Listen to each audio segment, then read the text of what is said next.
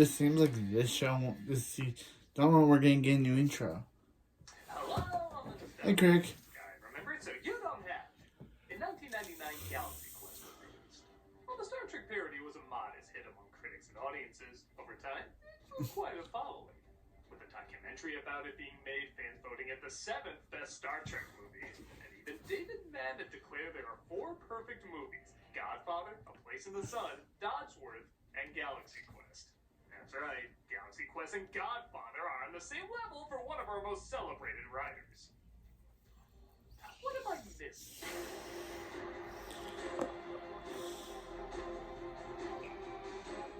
Make no mistake, I like this movie. I can't be the first one to call it Three Amigos meets Star Trek, but I like Three Amigos and I like Star Trek. Everything seemed to work fine. The cast is good, the jokes are decent, it had a gentle heart to it.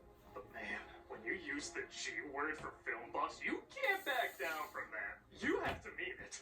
Now, with that said, I think it's clear the idea is these films are perfect for what they are. Galaxy Quest didn't change cinema, but for many, it did its job as perfectly as could be done. And well, like I said, I do enjoy the film. I just don't see it on the same level as others do. Now, this isn't me trying to look down on anyone scoffing. Oh, why can't you have the genius mind of someone who thought Morbius was okay? I legit want to understand why this film has such a strong connection with people and why they hold it so close to their hearts, even all these years later. To be fair, I haven't seen the film since it came out, so maybe I'll understand now that time has passed why it's so unique. So 25 years later, let's look at why some diehard fans never gave up and never surrendered. This is an old relic talking about an old relic about old relics. This is Galaxy Quest. The film opens with an excerpt from the corny TV show Galaxy Quest. As mentioned before, clearly a parody of the original Star Trek and Next Generation series. I do love Weaver's wardrobe combining both the miniskirts of the original and Troy's out-of-uniform attire for no particular reason. I'd appreciate it if you wore standard uniform when you're on duty. Oh my god! Oh. There you are! As the credits roll, we see this as a clip at a convention where the actors from the show are becoming tired of being known only for this series, including Gwen, played by Sigourney Weaver, and Alexander, played by Alan Rickman. The only one who seems to enjoy it is Jason, played by Tim Allen, who respects the attention he gets, but not the people giving it, as he constantly shows up late. They really do love him. Yeah, almost as much as he loves himself. Well, I think this is way too harsh and obvious commentary. Oh, Walter Koenig. We all know about his ego, but the man's a legend. Oh my god, the voice of Alvin from Alvin and the Chipmunks. In the Quasar Dilemma, remember you used the auxiliary of B for gamma. Wait, Jason Long's in this movie? Justin Long's in this movie? Is independent of the guidance matrix. As someone who's now been on the other side of that table, I can vouch. We remember every single solitary detail about what we filmed, and we say we don't because we personally hate you. He's approached by what he thinks are more fans, led by Mathesar, played by Enrico Calatoni, who claim they're Thermians from another galaxy who needs the team's help.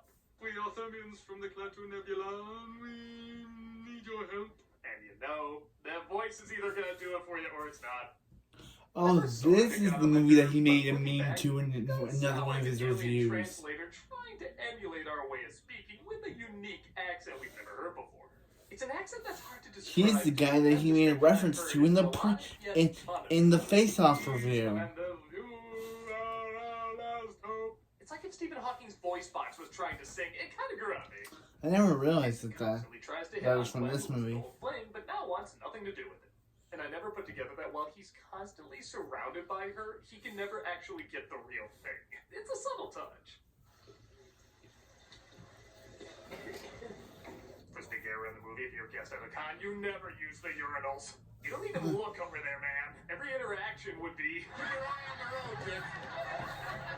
But when he hears two kids bad-mouthing him and calling him a has-been, he instantly gets depressed. There is no quantum flux. There's no auxiliary. There's no goddamn shit.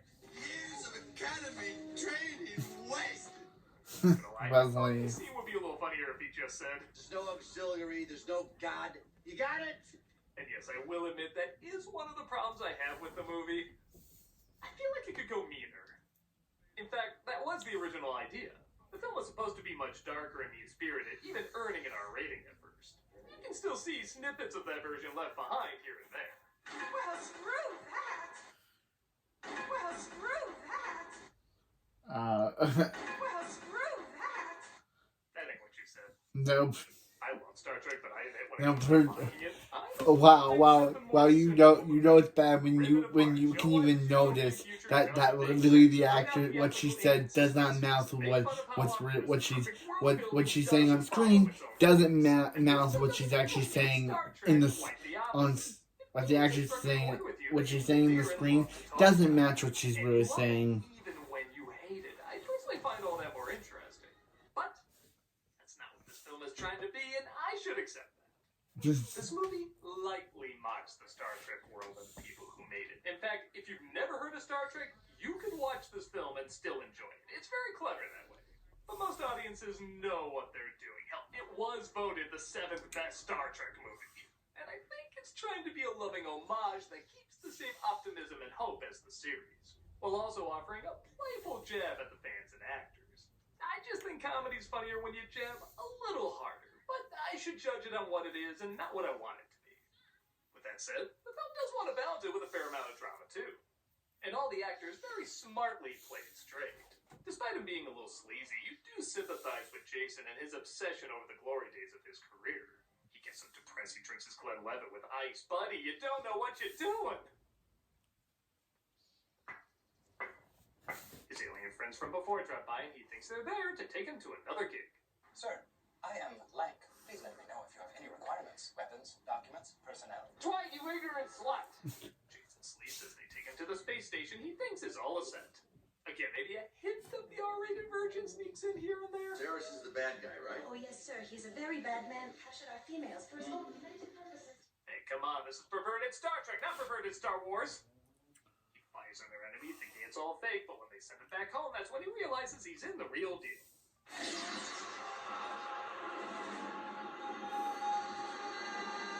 This is also where you might realize, while it is a parody of Star Trek, it's not bit for bit. This way of transporting people has a beaming feel, but it is uniquely its own. Even some of the tropes they mock are not directly from Star Trek, but feel like they could be. Systems register functional. All systems are working, Commander. Like Gwen just repeating what the computer says isn't exactly the same as Troy saying what a person is feeling, or Uhura being the interpreter, but it's in the same vein. You could also argue it's similar to taking all the technobabble and reducing it down to something simple. New source of beryllium must be secured. We need another one. Flash putting too much air in a balloon! Part of the reason why people might gravitate towards this movie is that it does an okay job building a world that tips their hat to Star Trek, but still has its own rules and details. This is some of the Omega-13. After he bumps into a fan from earlier mixing up their communicators, he tries to tell the team about what he experienced, along with the Thermians asking him to return. Do you really think he was talking about a job? For someone who hates this character so much, it is weird he never takes off that makeup. Actually, I kind of like that, as if he's so used to it, he forgets he even has it on. Like the character is a part of him whether he likes it or not. Similar to what Leonard Nimoy went through with Spock. All of them are transported to the space station, including an old extra named Guy, played by Sam Rockwell. Wait, I'm not used to this. Creatures that are actually there? Clearly we need CG to flatten and blur it up. And quips about holes. Yeah, you remember Holes? Everybody was quoting Holes. That movie was a hole. My most sincere. Yeah, we can agree that Quantum Mania is terrible. I haven't even seen Quantum Mania and I know it's bad. That was a hell of a thing. And like most Tony Shalhoub characters, I don't know why he is the way he is. I just love that he is. Since we first received transmission of your historical documents, You've been watching the show Historical Documents. Now, it's not like sci-fi fans at all. It isn't historical documents, it's biblical text. They think it's so real they even recreated the ship. And I will say, everybody's motivations feel right as to why they would go along with it. Jason was feeling like a nobody, but clearly loves the attention of a hero. Alexander can give the performance of a lifetime literally fooling people. Tommy can grow up to finally do his part as a man. Fred is clearly just along for the ride. Guy is finally going to be a major part of the story and not just an extra that dies. And Gwen is there too. Okay, 5 out of 6 ain't bad. Take us out. Excuse me? They designed those controls after watching you. They're also allowed to say, "Shut up, Tommy," at any point. After a literal shaky start, the ship is off and they find out their enemy wants a device called the Omega-13. The Thermians' last commander was killed in a horrific way trying to get information about it, which scares a lot of the crew away. If you have any mercy within you, please, let me die.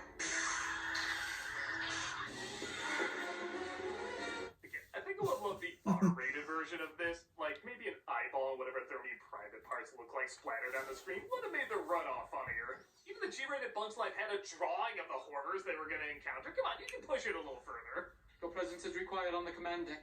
As they try to leave, Sarah shows up, though, making it impossible for them to escape. How you doing? Better than my contestant. Okay, some of your R rating is shining through. I respect that. They, of course, muck up the negotiations, and Sarah ends up firing on them. They lose him in a minefield, but the ship and crew have taken major damage.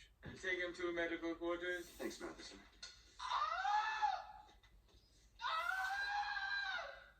Still like him better than Wesley. Our heroes try to confess they're not the characters from TV, but the Thermians don't seem to follow, leading to maybe the funniest line in the film. Surely you don't think that Gilligan's Island is a... Those poor people. Almost as sad as that political documentary. But now the sitcom about the two old guys who can't talk running things, that was hilarious. They find a planet that might contain energy to fuel their ship, so they head on down there to see what they can find. They approach some creatures that at first seem cute, but later are... no.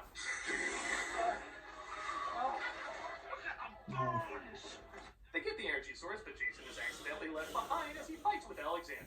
Anybody else gets a spotlight on Jason Nesbitt. Apparently that's what those actors want to do to each other sometimes. What? Rickman and Alan came from very different backgrounds, and Rickman was often dismissive of Alan's more laid-back attitude against his constant prepping. The two did quickly become friends, but I guess it wouldn't be a Star Trek-type production without somebody shouting, "That actor's an asshole!" We're gonna use the digital conveyor. It has never been successfully tested. What did he say? Hold, please.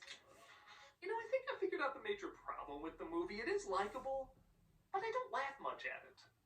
And again, I think that might be an issue with the editing. Jokes are paced weirdly.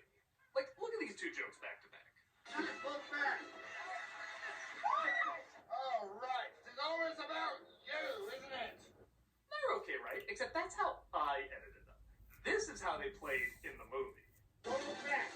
Look back. We're not gonna make it! All right. Of course, it's always about you, isn't it? See what I mean? Isn't the timing on those a little off? Again, though, that's probably due to the film very quickly being slashed down to a PG. I doubt this was how it was meant to be originally. And man, when he has to battle this rock creature, I really wish you could say something better than... Vern. You know, they have translators in this. Can't they translate what the R-rated version would have been? Maybe ironically it would translate out to... me. They eventually get the transporter working, but it looks like Saris has taken over. At every turn, you demonstrate the necessity for your extermination. Yeah, and I'll just say it. Saris is a really boring villain.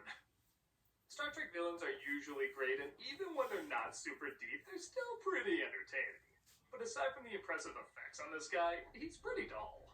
I either need him to be really funny or really scary. And while he does a bunch of violent stuff, he sounds like the voice you give a bad guy when you're reading a story to your kids. Do you think I'm a fool? That the commander does not know every bolt, every weld in his ship? And then the big bad wolf said, "All the better to eat you with, my dear." And of course, we need our liar reveal third act where the truth comes out and nothing funny happens and everyone acts really mopey. Though to Enrico's credit, his heartbreak is perfectly harsh. We don't have a ship. There it is. That ship is that big. Inside I've seen many rooms. Next you'll tell me the tragedy of Alf never took place. No, really, have you seen that finale? It is dark. They're about to be shot in the face when they stage a fight to fake out the guards. Well, I'm a murderer. Cool. They contact the fan from earlier and tell him what every diehard fan wants to hear. Everything he obsessed over is real. I understand completely that it's just a TV show. It's all real. Oh my god. I knew it! I knew it! Now I just have to convince people that Pizzagate was real and... yeah, we gotta go. They get some info about the Omega-13 and discover it can rearrange matter 13 seconds in the past. Yeah, I'm sure we'll never hear from that again. Anyway, Alexander teams up with his biggest fan to free the others. And I will admit, this death really cracks me up. I'm shot. Just like an episode... Alexander says the line he hates to say from the show, and by God, he says it like he's telling his dying son he loves him for the first time. My grandfather's hammer shall be avenged.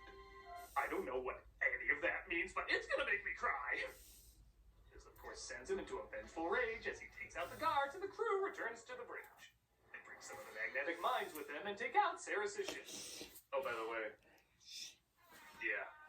But Saris sneaks aboard and kills everybody. I wonder if that thing they said a man ago does time travel is gonna do time travel. Jason, before the black hole. Of course, only the person that pushes it remembers what happened.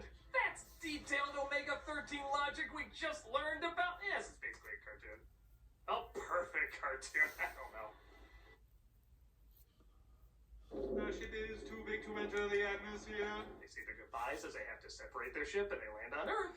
Where else? At the convention. Pointless return number 2! Yeah, I could have cut him returning both times and not really miss anything, but the fans seem to like it. And you know, maybe that's the secret. It's a Star Trek movie for fans that's not a Star Trek movie for fans. I still don't see it as a perfect film, as I feel like the jokes have good ideas, but rarely get that many laughs out of me. A lot of that is due to the awkward timing and editing that was probably a rush job due to quickly trying to make it family-friendly. But taking that out of it, which, yes, is a lot to ignore for a comedy, there is an optimistic kindness about it. Now, that doesn't mean it's always happy and upbeat. If anything, true optimism is aware of the dangers and chooses to still be positive. And that's what this film presents. It's not as dark as I would like it, but it does incorporate a lot of messy deaths and threats that gives it, okay, a soft edge, but still an edge. I was talking about how I wanted the film to be a little meaner to the franchise and sci-fi and fandoms and so forth, but honestly, looking back, it is kind of refreshing that it doesn't. There's enough infighting and snobbery and pissed off people in these fandoms, so it is kind of nice seeing a film where the fans are weird but helpful. The heroes are aggravated, but find the love for what they inspired. And their series is flawed, but still brings joy in a meaningful way. For as much as we get lost in the annoyance of fandom, this film does celebrate why many of us become fans to begin with. And appropriately enough, create new fans with this film. Like I said, I think it's far from perfect, but the characters all have arcs, the world is inventive, and the love for what it's satirizing is felt in every frame. It's just so happy in what it is that I can't help but feel happy for what it is too. I'm the nostalgia critic guy, remember? So you don't have